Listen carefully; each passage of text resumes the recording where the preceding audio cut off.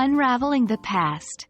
Understanding third conditional sentences with could have and might have.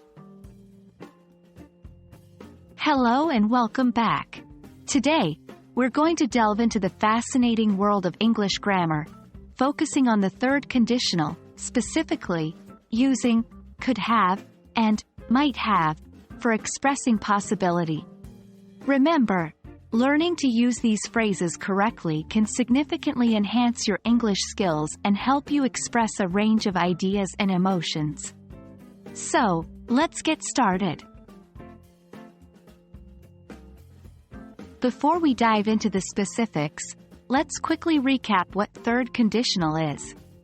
The third conditional is used to talk about unreal situations or hypothetical outcomes in the past.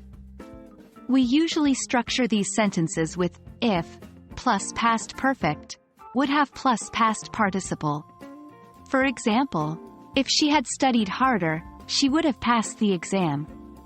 Here, we are imagining a situation that didn't happen, she didn't study hard, and we're speculating about the potential outcome, she didn't pass the exam. Now, let's talk about how we can use could have in the third conditional.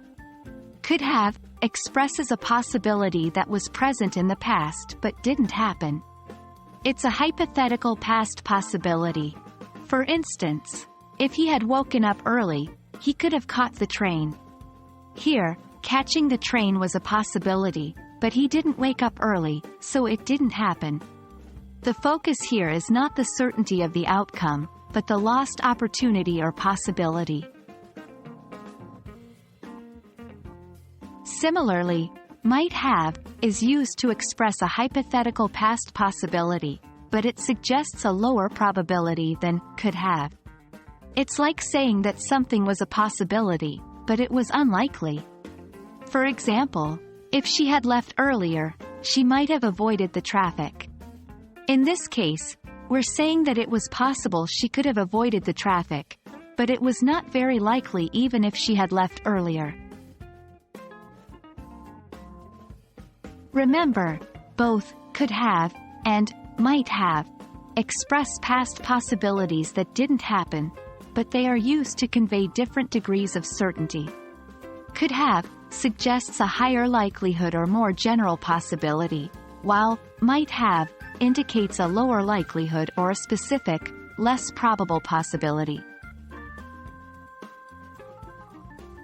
And that's it for today. Remember, practice is key when it comes to mastering conditionals.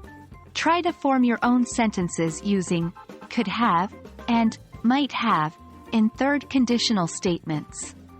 Remember, it's all about unreal past situations and missed opportunities. Thanks for joining us, and we hope you found this helpful. Keep practicing, and we'll see you in the next video.